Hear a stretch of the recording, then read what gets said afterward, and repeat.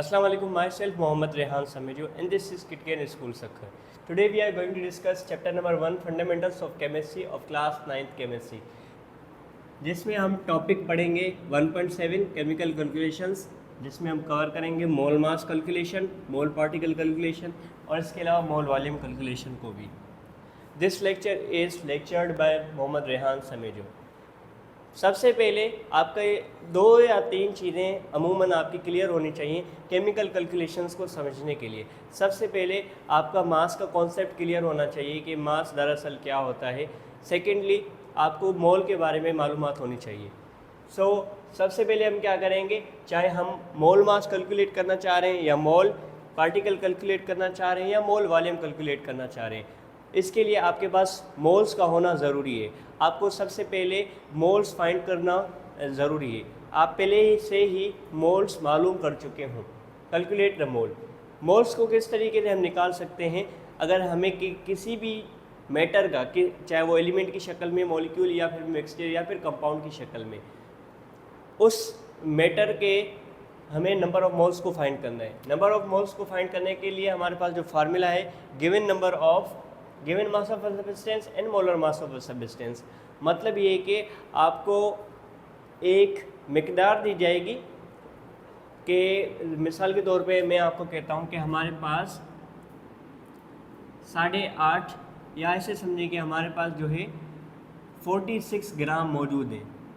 46 ग्राम किसके मौजूद हैं? सोडियम एटम के।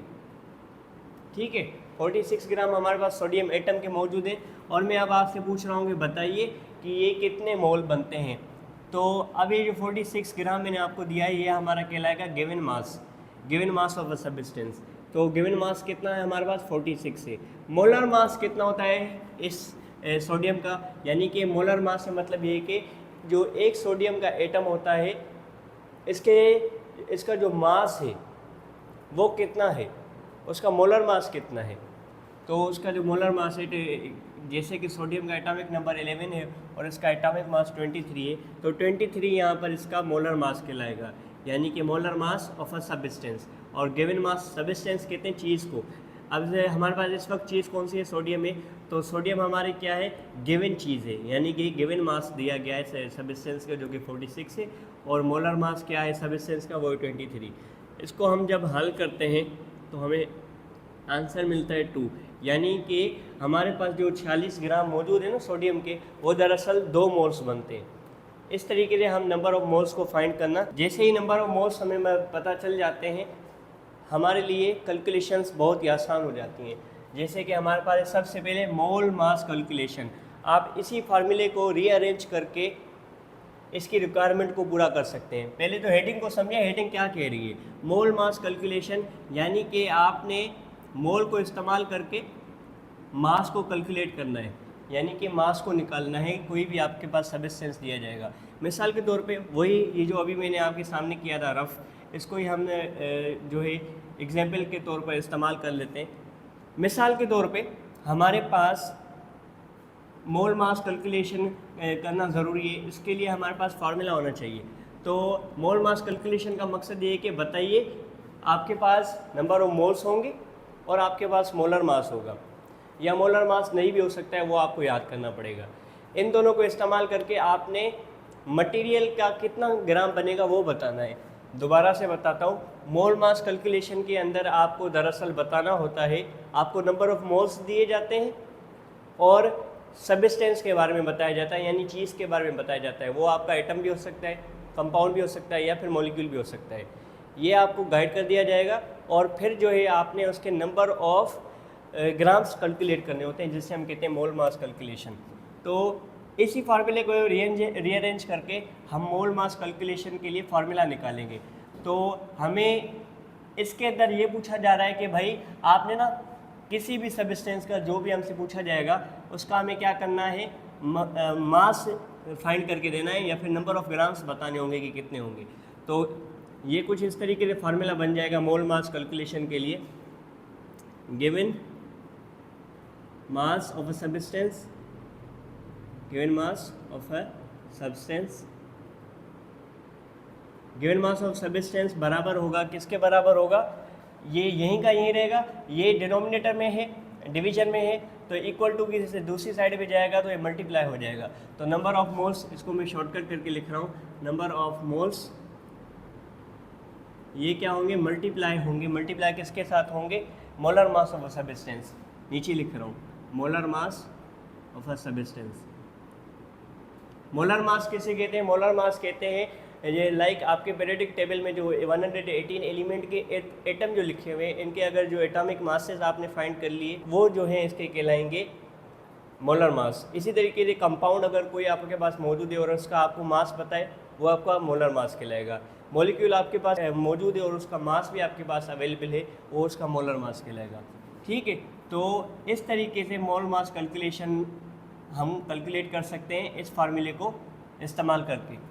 मिसाल के तौर पे वही मैं एग्जांपल देता हूँ कि हमारे पास 2 मोल दिए गए हैं, मेरे पास 2 मोल अवेलेबल हैं। 2 मोल किसके अवेलेबल हैं, 2 मोल मेरे पास अवेलेबल हैं सोडियम के। तो इस फार्मूले के हिसाब से गिवन मास यानी कि नंबर ऑफ ग्राम्स किस तरीके से निकालेंगे, इक्वल टू, ठीक है, नंबर ऑफ मोल्स, ये लिख लिए नंबर ऑफ मोल्स, इसको मल्टीप्लाई करेंगे किसके साथ, मोलर मास। मोलर मास आपका वो होगा, जैसे कि मैंने मटेरियल इस वक्त आपको क्या बताया गया है, सोडियम बताया गया है, तो सोडियम का एटॉमिक मास कितना होता है, 23 होता है, तो ये इसका मोलर मास कहलाएगा। जब इनको हम हल करेंगे तो जवाब आ जाएगा 46, यानी कि सोडियम एलिमेंट के एटम के अंदर अगर 2 मोल्स हमारे पास अवेलेबल हैं तो उसका टोटल नंबर ऑफ ग्राम्स या वेटेज बनेगा, जो वेट बनेगा वो बनेगा 46। इस तरीके से हमारी मोल मास कैलकुलेशन को हमने सीख लिया। If you have any kind of question, आप कमेंट बॉक्स में जो है कमेंट कर दें। हम बात करते हैं कि किस तरीके से पार्टिकल को कैलकुलेट किया जाता है, मोल particle calculation. Mole particle calculation में वही अगेन आपको नंबर ऑफ मोल्स के बारे में पता होना चाहिए या फिर नंबर ऑफ मोल्स आपको पहले से ही फाइंड कर लेने हैं।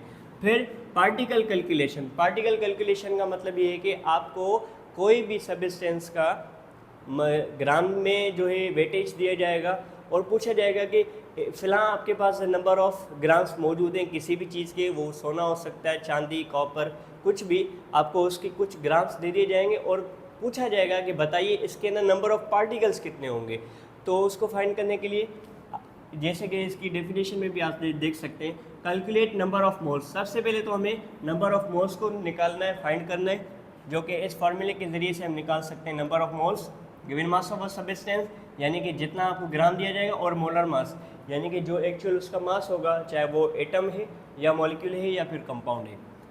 फिर calculate number of moles of a substance, उस चीज़ के अंदर कितने मोल्स मौजूद हैं वो फाइंड करने in given number of particles. और जाहिर सी बात है वो पार्टिकल से बना हुआ होगा तो उसके अंदर पार्टिकल्स भी मौजूद होंगे, वो पार्टिकल्स भी आपने कैलकुलेट करके बताने होंगे कि कितने के पार्टिकल्स वो बनते हैं। तो उसके लिए सिंपली हम ये फार्मूला इस्तेमाल कर सकते हैं। ये जो फार्मूला है नंबर ऑफ मोल्स का और ये नंबर ऑफ मोल्स का, ये डिफरेंट एक दूसरे से इसलिए हो रहे हैं क्योंकि यहाँ पर हम कैलकुलेशन कर रहे थे मास की। जब हम मास की कैलकुलेशन करेंगे तो हमारे पास मोल का ये फार्मूला आ जाएगा। जब हम पार्टिकल की कैलकुलेशन करेंगे इस वक्त हमारे पास नंबर ऑफ मोल्स का फार्मूला कुछ इस तरीके से हो जाएगा। आपको पार्टिकल्स बताने पड़ेंगे और उसको डिवाइड करना पड़ेगा। डिनोमिनेटर के तौर पे होगा हमारे पास एवोगैड्रो नंबर, जो कि बराबर होता है 6.02 इंटू 10⁻23। ठीक है, अब बात करते हैं मिसाल के तौर पे हमारे पास जो है इस वक्त मौजूद है, हमारे पास HCl मौजूद है, हाइड्रोक्लोरिक एसिड। हाइड्रोक्लोरिक एसिड पे हम आपको दे रहे हैं 2 मोल्स। कितने मोल्स दे रहे हैं हाइड्रोक्लोरिक एसिड के? हम आपको दे देते हैं 2 मोल्स। और बताइए कि इस 2 मोल्स के अंदर कितने नंबर ऑफ पार्टिकल्स मौजूद होंगे, यानी हाइड्रोक्लोरिक एसिड के अंदर कितने नंबर ऑफ पार्टिकल्स मौजूद होंगे। तो हम क्या करेंगे, इस नंबर 2 को, जो हमारे पास नंबर ऑफ मोल्स मौजूद हैं हाइड्रोक्लोरिक एसिड के, इसको हम मल्टीप्लाई कर देंगे 6.02 इंटू 10⁻23 के साथ, जो कि है एवोगैड्रो नंबर। एवोगैड्रो नंबर के साथ हम इसको मल्टीप्लाई कर देंगे। साथ आपको बताता हूँ कि किस तरीके से आप कैलकुलेट कर सकते हो नंबर ऑफ पार्टिकल्स को। मिसाल के तौर पे हमारे पास एक एसिड है जिसका नाम है सल्फ्यूरिक एसिड। ठीक है, ये सल्फ्यूरिक एसिड तो है लेकिन अकॉर्डिंग टू कंपोजिशन ये एक मॉलिक्यूल है। तो मिसाल के तौर पे हमारे पास 10 ग्राम मौजूद है। कितने ग्राम मौजूद है? मैं आपको कह रहा हूँ कि भाई आपके पास 10 ग्राम मौजूद है इस एसिड के, इस तेज़ाब के, सल्फ्यूरिक एसिड के, और इसका जब हम मास निकालते हैं, या ऐसा कहें इसका हम जब मोलिकुलर ग्राम मोलिकुलर मास निकालते हैं, या ऐसा कहें कि इसका जब हम मोलर मास निकालते हैं तो वो बनता है 98 ग्राम। अब इस 10 ग्राम के अंदर बताना पड़ेगा कि कितने नंबर ऑफ मोल्स मौजूद हैं।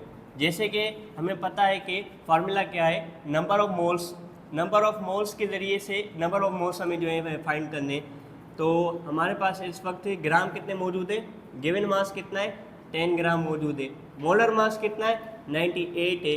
इन दोनों को जैसे ही हल करते हैं तो हमारे पास आंसर आ जाता है 0.10, यानी कि नंबर ऑफ मोल्स हमें कितने मिल गए, हमें नंबर ऑफ मोल्स मिल जाते हैं 0.10।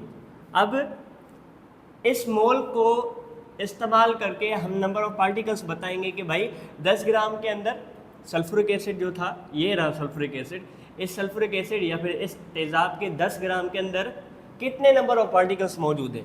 तो सिंपली इस फॉर्मूले के हिसाब से हम क्या करेंगे, नंबर ऑफ पार्टिकल्स जो हमारे पास मौजूद हैं वो कितने हैं। अब ये नंबर ऑफ पार्टिकल्स जो है ना, अब ये जो हमारे पास फार्मूला आ गया, इसको हम करेंगे रीअरेंज। रीअरेंज क्यों करेंगे? ताकि हम पार्टिकल्स को कैलकुलेट कर सकें। अगर अब हमें जो है पार्टिकल्स निकालने हैं, फाइंड करने, तो हम क्या करेंगे, गिवन नंबर ऑफ पार्टिकल्स को इधर ही रखेंगे। ये जो डिनोमिनेटर में हमारे पास एवोगैड्रो नंबर की जो वैल्यू लिखी हुई है, इसको इक्वल टू की से दूसरी साइड पे लेके आएंगे, तो जाहिर सी बात है इसको मल्टीप्लाई करना पड़ेगा।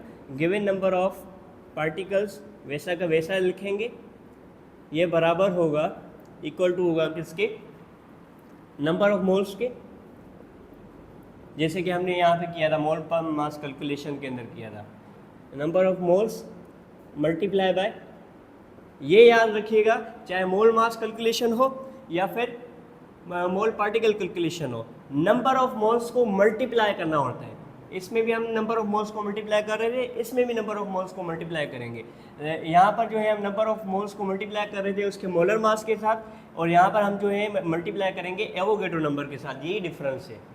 आप सिंपली इन दोनों फार्मूलाज को भी याद कर सकते हो, मेमोराइज कर सकते हो। Number of moles equal two into 6.02 into 10⁻23, और ये वैल्यू हमारी कुछ बन जाएगी 6.02 जब इसको हम सॉल्व करते हैं नंबर ऑफ मोल्स और एवोगैड्रो नंबर को। इस वक्त हमारे पास कितने हैं नंबर ऑफ मोल्स, वो है 0.10। इसको मल्टीप्लाई करेंगे 6.02 इंटू 10⁻23 के साथ, और लास्ट में हमारे पास जो आंसर आएगा वो आएगा 6.02 इंटू 10⁻22।